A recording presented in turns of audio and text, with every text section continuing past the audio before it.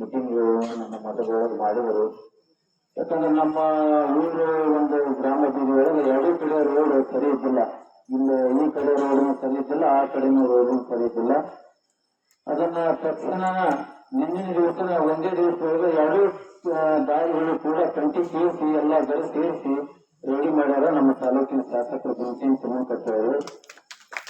ಅದಕ್ಕೆ ಇನ್ನೊಂದು ವಿಷಯ ಏನಪ್ಪಾ ಅಂತಂದ್ರೆ ನಮ್ಮ ಮಠಕ್ಕೆ ಬಹಳ ಭಕ್ತಿ ಮೊದಲಿನಿಂದಲೂ ಏನು ನಮ್ಮ ತಿಮ್ಮನಕಟ್ಟಿ ಸಾಹೇಬರು ನಗರಾಭಿವೃದ್ಧಿ ಸಚಿವರಿದ್ದಾಗ ಆಗಿನಿಂದಲೂ ಕೂಡ ಇಲ್ಲಿವರೆಗೂ ಕೂಡ ಬಹಳ ಭಕ್ತಿ. ಅದೇ ರೀತಿಯೂ ಕೂಡ ನಮ್ಮ ಭೀಮಸೇನ್ ತಿಮ್ಮನಕಟ್ಟಿ ಅವರು ಕೂಡ ನಮ್ಮ ಮಠದ ಒಂದು ಭಕ್ತಿಯಲ್ಲಿ ಬಹಳ ಒಂದು ಪ್ರಾಮಾಣಿಕತೆಯನ್ನ ಇಟ್ಟುಕೊಂಡು ನಮ್ಮ ಗ್ರಾಮಕ್ಕೂ ಕೂಡ ಇದಕ್ಕೂ ಈ ಒಂದು ಹೊಸ ಮಠಕ್ಕೆ ಒಂದು 5 ಲಕ್ಷ ರೂಪಾಯಿ ಇದಕ್ಕೆ ಹಾಕ್ಯಾರ. ಅರಸಿಕಳ್ಳಿ ಮಠಕ್ಕೆ ಒಂದು 10 ಲಕ್ಷ ರೂಪಾಯಿ ಹಾಕ್ಯಾರ.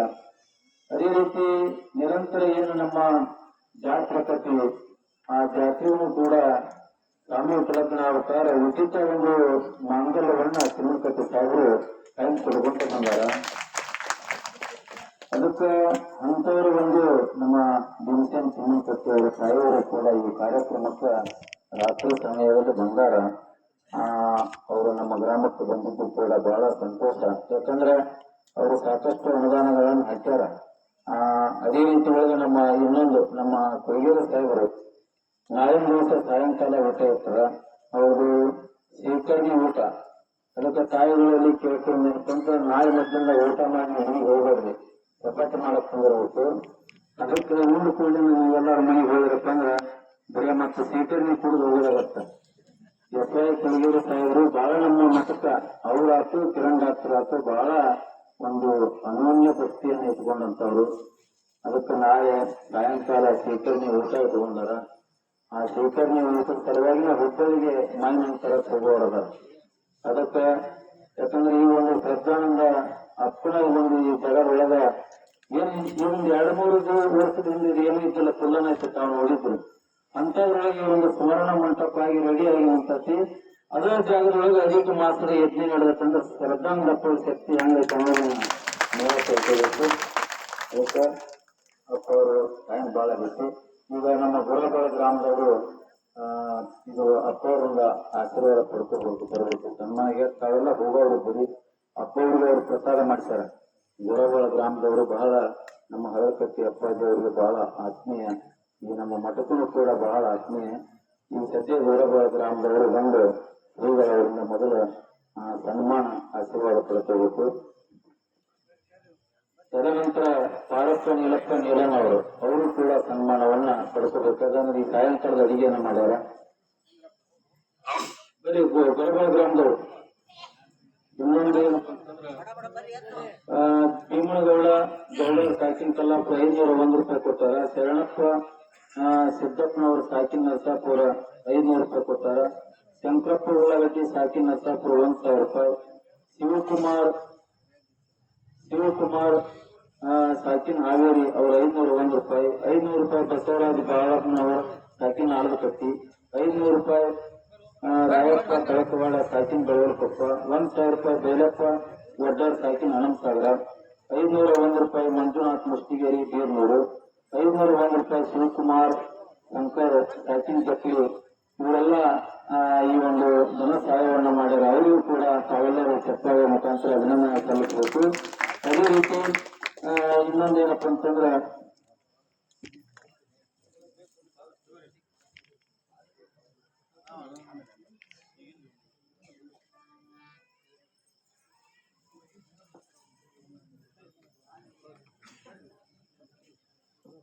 ಯಾಕಂದ್ರೆ ಗುರಬಾಳ ಗ್ರಾಮದವರು ಬರ್ಬೇಕು. ಯಾಕಂದ್ರೆ ಬಹಳ ಜನ ಆದರು. ತಾವು ತಂದು ಶ್ರೀಗಳವರಿಂದ ಬರೀ ಹೊರಗೆ ಟೈಮ್ ಭಾಳ ಇತ್ತು. ನಾಳೆ ಬೆಳಗಿನ ಒಂದು ಪ್ರಸಾದ ನಮ್ಮ ಉಡುಗಟ್ಟಿ ಸಾವುಕಾರರು ರವಿ ಹನುಮಂತಪ್ಪ ಉಡುಗಟ್ಟಿ ಅವರು ನಾಳೆ ಬೆಳಗಿನ ಒಂದು ಪ್ರಸಾದ. ಸಾಯಂಕಾಲ ನಮ್ಮ ಎಸ್.ವೈ. ಕೊಯ್ಯೂರು ಸಾಹೇಬರು ವಿಶ್ರಾಂತ ಅಧೀನ ಕಾರ್ಯದರ್ಶಿ ಬೆಂಗಳೂರು ಅವರು ಸಾಯಂಕಾಲ ಸ್ವೀಕರಣೆ ಉಪಯೋಗಿಸಿ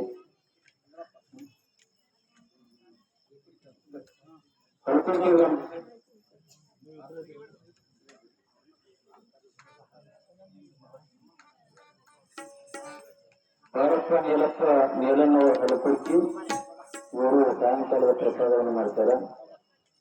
ಪಾರ್ಟಿ ತಾವೆಲ್ಲರೂ ಒಂದು ಕಡೆ ಇಲ್ಲೇ ತಿಂತಿದ್ರು.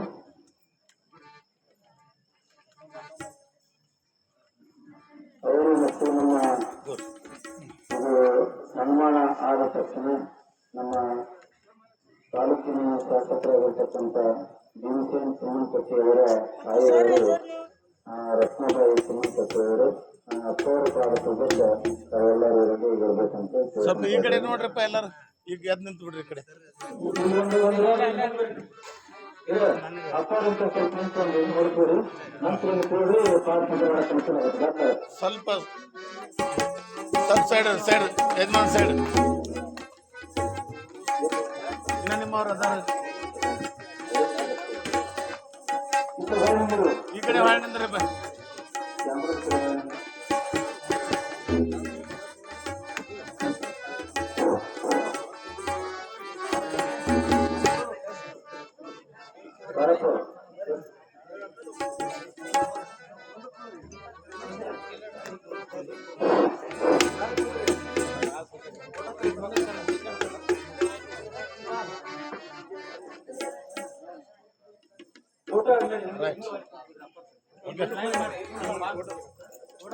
ರೈಟ್